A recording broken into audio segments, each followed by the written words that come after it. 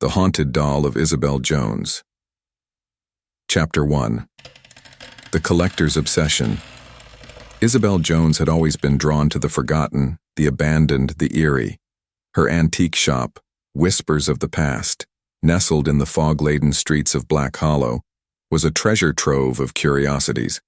Yellowed photographs, rusted pocket watches, and most notably, dolls. Dolls of all kinds filled the shelves. Porcelain-faced beauties, cloth rag dolls with stitched smiles, and even a few unsettling ventriloquist dummies. But none compared to the one she found that fateful afternoon. The estate sale was at the old Weatherby mansion, a crumbling Gothic relic on the outskirts of town.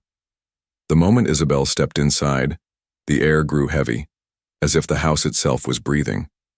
The auctioneer, a gaunt man with hollow eyes, gestured to a locked trunk in the attic.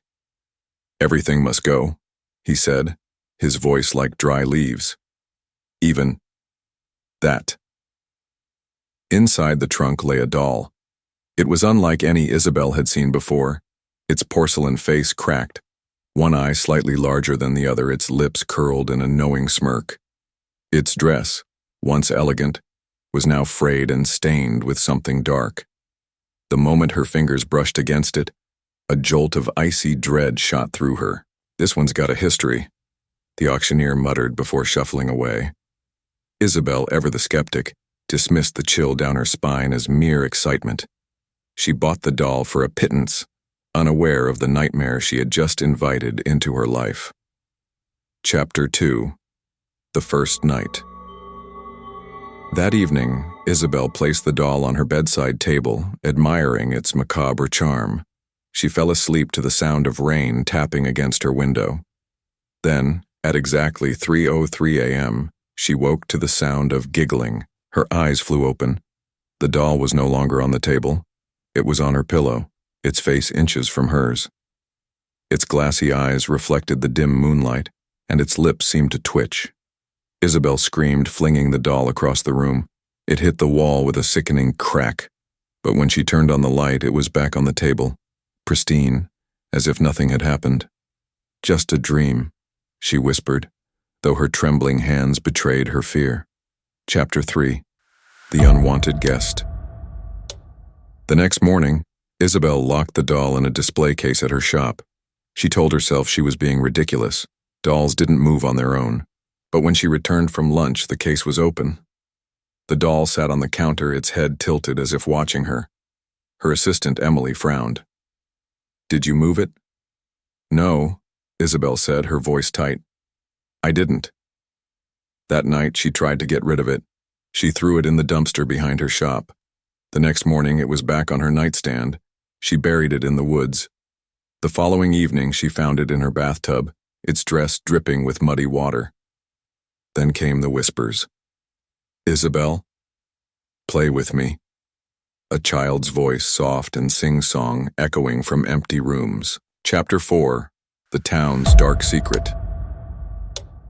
Desperate, Isabelle visited the town's elderly librarian, Mrs. Darrow, who knew every grim tale Black Hollow had to offer. "That doll," the old woman rasped, her fingers tightening around her teacup, "belonged to Lillian Weatherby, a child who died in a fire 100 years ago. They say she loved that doll. Too much." "What happened to her?" Isabelle asked.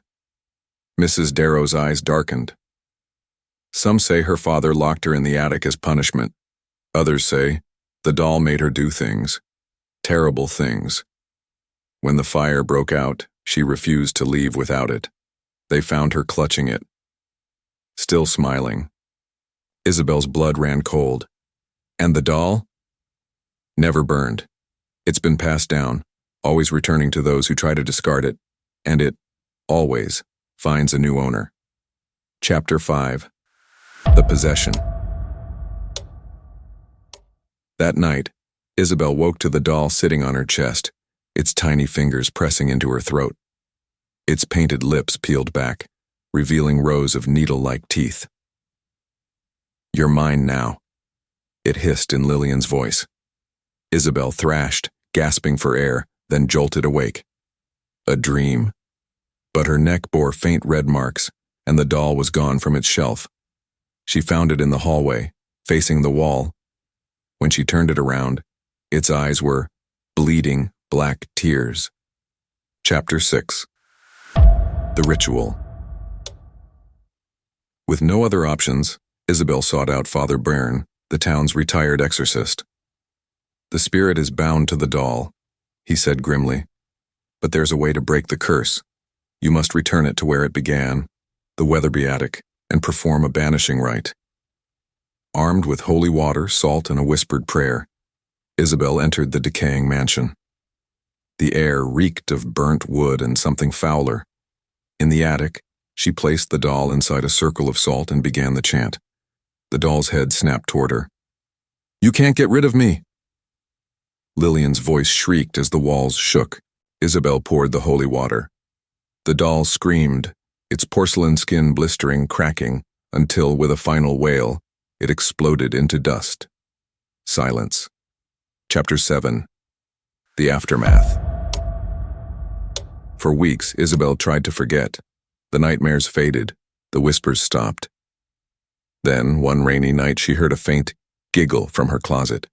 Inside, nestled among her shoes, was a single porcelain hand, its fingers twitching. And from the darkness, Lillian's voice whispered, "I told you. You're mine." Epilogue. The cycle continues. Isabelle's shop closed soon after. Some say she fled Black Hollow. Others claim she never left, that if you listen closely on quiet nights, you can hear her still screaming from the attic of the Weatherby house.